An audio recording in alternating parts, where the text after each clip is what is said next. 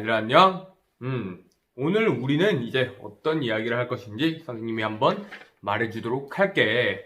자, 너희들이 프린트를 보면은 이제 새로운 세력의 등장과 고려 왕조의 몰락, 이제 후삼국을 통일했던 태조 왕건이 세웠던 그 고려 왕조가 점차 몰락의 길을 걷는 과정을 오늘 이야기를 할까 하는데, 고려 말기를 보면은 내우 외한이었다 라는 말이 딱 어울리는 시기였던 거지. 우선은 내우, 권문세족들, 어떤 그 원나라의 세력을 등에 업었던 기존의 기득권 세력들이 백성들을 소탈하는 게 이제 너무 지나칠 정도였다. 그래서 이제 고려 어떤 한 나라의 저작거리에만 나가봐도 시체가 질비하고, 백성들은 날이 가면 갈수록 굶어 죽고, 시체 냄새가 썩어가고 날마다 이제 사람을 떠나보낸 초상집의 울음소리가 끊이지 않는 모습이었다라는 거야. 그래서 일단 내후, 굉장히 고려 내부적으로는, 국내적인 상황으로는 백성들이 궁핍하고 권문세족의 비리로 인해서 나라가 혼란한 지경이었다. 자, 그렇다면 이제 외환은 어땠을까 보니, 북쪽으로는 머리에 붉은 두건을 동여맨 홍건적들이 침략해오고, 남쪽으로는 저기 일본에서 외부 세력이 약탈해 가고, 아주 복잡한 상황이었었던 거지. 위에서 공격당하고 아래에서 공격당하고 앞으로 뒤로 그냥 곳곳에서 고려에 대한 침략이 끊이지 않았었던 시기였던 거야. 이렇게 외적이 쳐들어오면은 당연히 가장 큰 피해자는 누구겠어? 바로 우리 민간인들, 아무런 힘이 없었던 백성들이 많은 피해를 당하고 있었던 상황이었던 거지. 자, 그래서 이제 프린트를 한번 보면은 첫 번째로 홍건적과 외구의 격퇴, 이제 외적의 침입에 대해서 한번 보는 건데, 일단은 동그라미 1번에는 홍건적 침입이 들어가는 거지.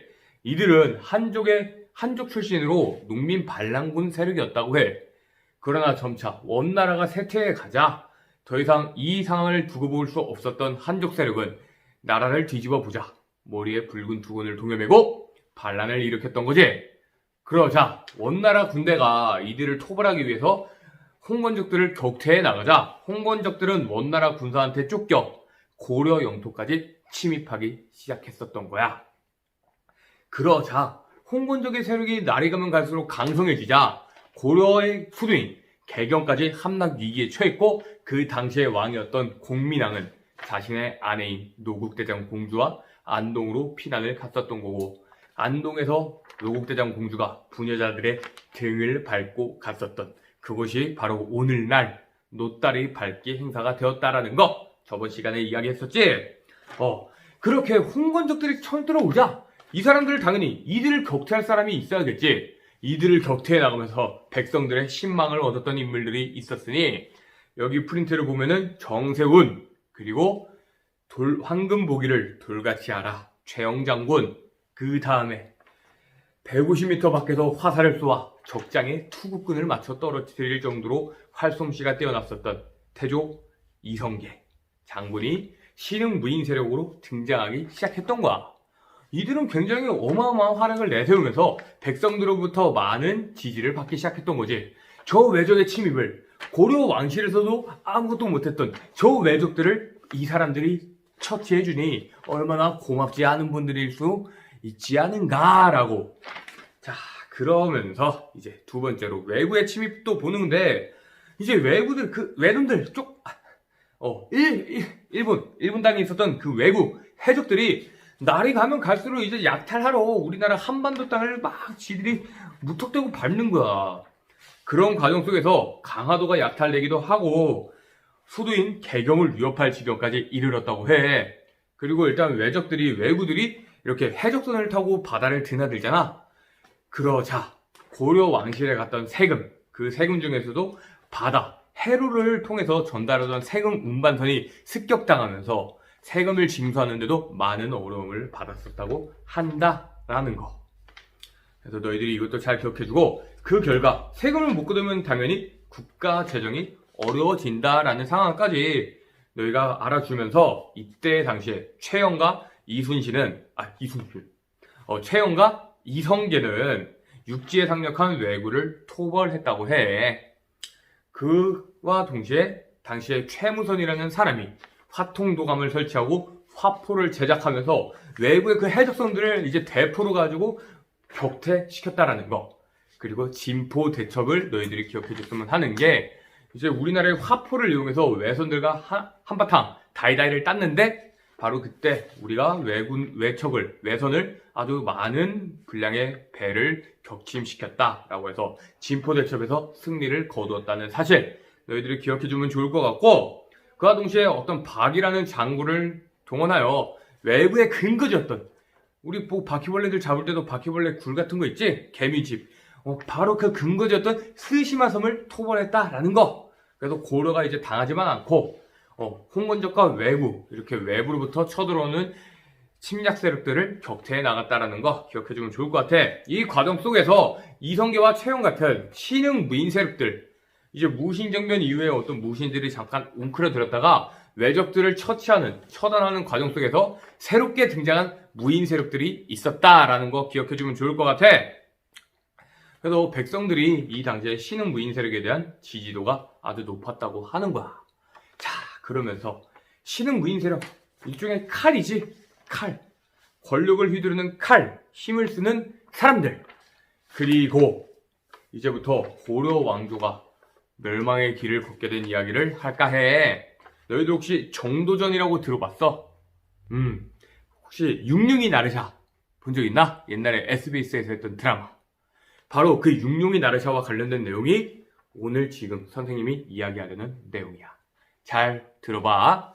자, 그래서 일단은 잠깐 이거 프린트를 제쳐두고 옛날 사람들 인물 이야기를 한번 할까 해.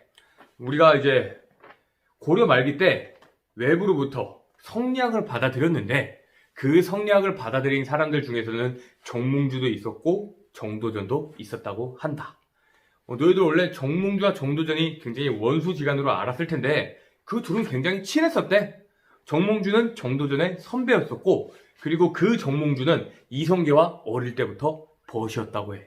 아주 막역하게 지내던 중마 고우였었던 거지. 자, 그렇다면 이들이 어떻게 끝장을 맞이하게 되는지 이야기를 할까 하는데, 정도전은 이 올고든 성품으로 유배 생활을 갔었다고 하는데, 그가 유배됐던 곳이 지금의 전라남도 천민촌, 백성들이 이렇게 지내던 곳이었다고 해. 그래서 우리가 그 사람들의 생활을 알기 위해선 직접 그 사람이 대보라는 것처럼, 어떤 인물을 연기하기 위해선 직접 그 인물의 삶이 대보는 것처럼, 정도전 역시 그곳에서 백성들과 함께 지내면서 많은 생각을 했었던 거야. 그러면서 정도전이 가진 생각은, 백성들이 배웠다고 하는 양민들보다 더 영특한 존재다. 이 백성들을 근본으로 한 개혁을 펼칠 필요가 있겠다라고 하면서 정도전은 역성혁명을 가슴에 품었던 거야. 성씨를 뒤바꿔 버리자. 고려 왕조를 뒤집어 버리고 우리가 한번 새로운 나라를 세워보자 라고. 그래서 정도전은 굉장히 급진적인 개혁을 주장하는 인물이었다라는 거 기억하면 돼. 그래서 정도전이 역성혁명을 일으키려고 했어. 자, 이제 내가 머리는 되는데 이거 좀 힘은 없어. 내가 좀 무력은 부족해. 그래서 나의 칼이 되어줄 사람을 찾아 나섰던 거지. 그래서 첫 번째 후보가 바로 최영 장군. 그러나 이 최영 장군은 결격 사유가 있었으니, 최영 장군은 권문세족 출신이었던 거야. 굉장히 기본적으로 일단 기득권 세력이었던 거지. 그러나 우리가 최영 장군의 어록, 황금보기를 돌같이 하라라고 하는 것처럼 올곧고 강직한 성품에도 불구하고 우리가 아무리 사람 성품이 그렇다 한들 이 출신이란 것은 결코 무시할 수 없잖아. 그래서 정도전은 이제 최영 장군을 이 출신만 아니었어도 참 좋았을 텐데 아쉽네 하고 후보에서 제쳐두고 바로 찾은 사람이 이성계였던 거야.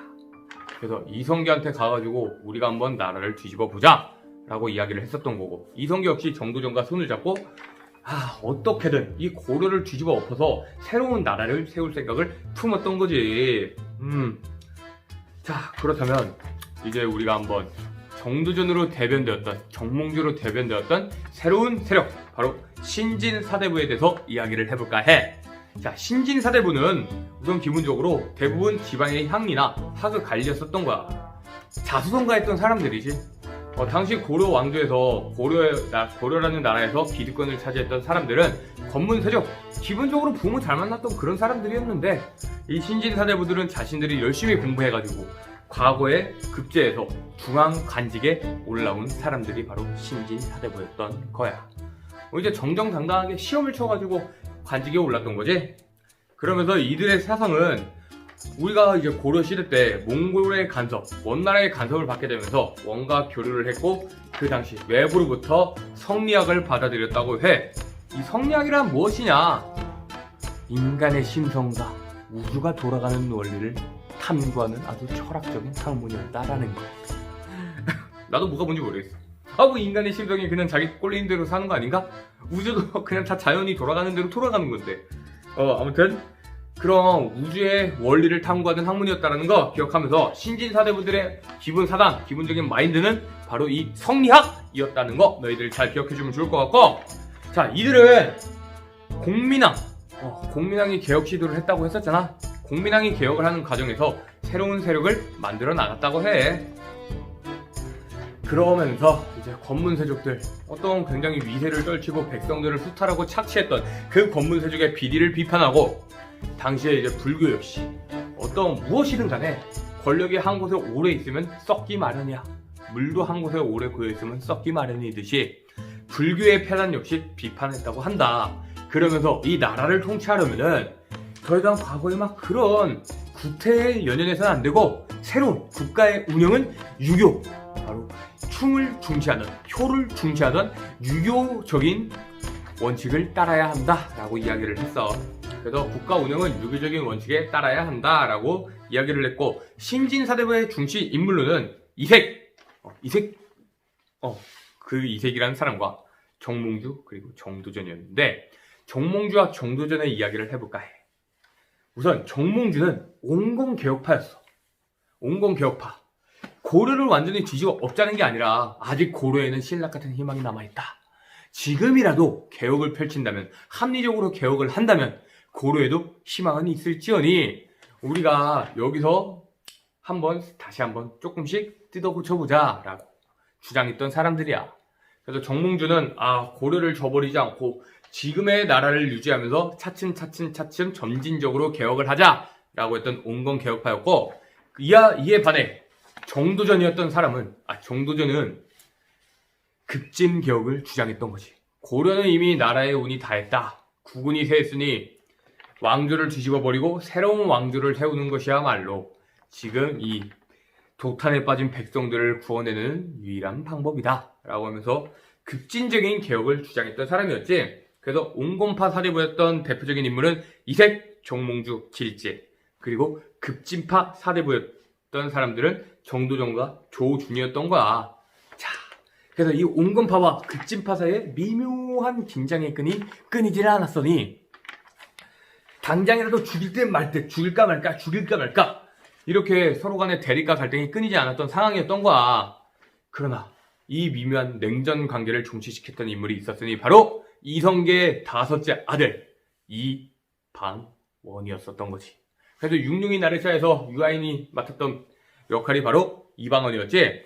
그래서 이방원이 이 온건파와 급진파 사이의 긴장의 끈을 그냥 싹둑 하고 잘라버렸어. 바로 어떻게? 이제 그 어떻게에 대해서 한번 내가 이야기를 할 테니까 잘 들어봐. 그래서 이방원은 저 정몽주, 저 온건파 세력들이 누대까시는 거야. 이성계와 정도전이 손을 잡았잖아.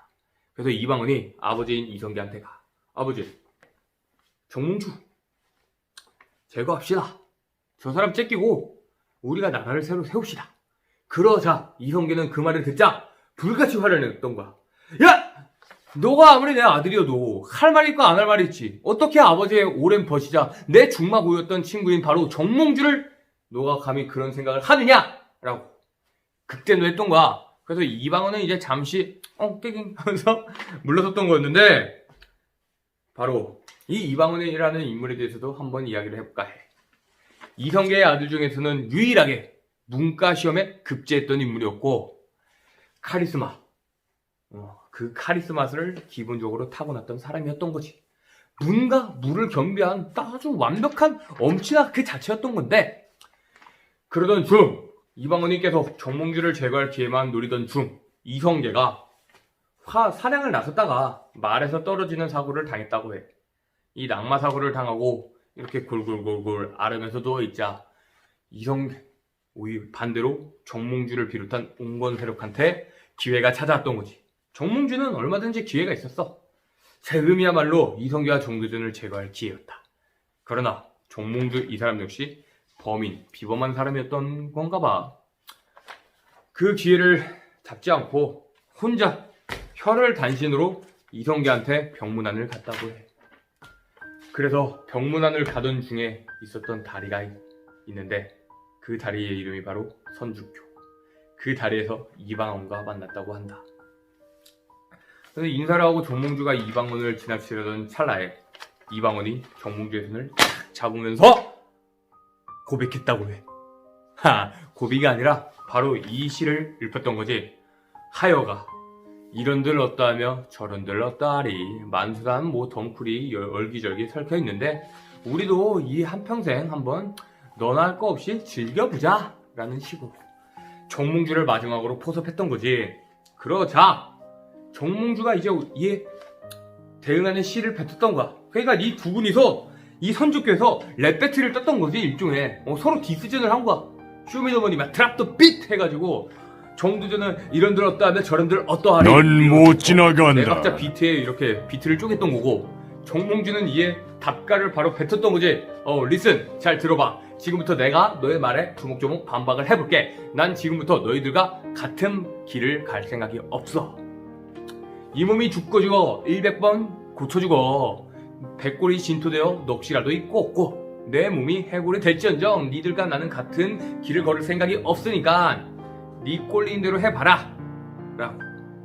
그렇게 정몽주의 단신가를 듣자 이방원이 붕괴했고 사람을 시켜서 그 선주교에서 철퇴로 정몽주의 머리통을 뚝배기! 하고 뚝배기를 깼던 거지. 아유, 너무 역사적인 인물이야. 훌륭하신 분한테 나 같은 일개 교사가 상스러운 말을 했는데 정몽주의 머리를 내리쳐가지고 정몽주를 그 자리에서 제거했던 거야. 그리고 이제 그로부터 3일 뒤 조선이 건국되기 시작한 거지.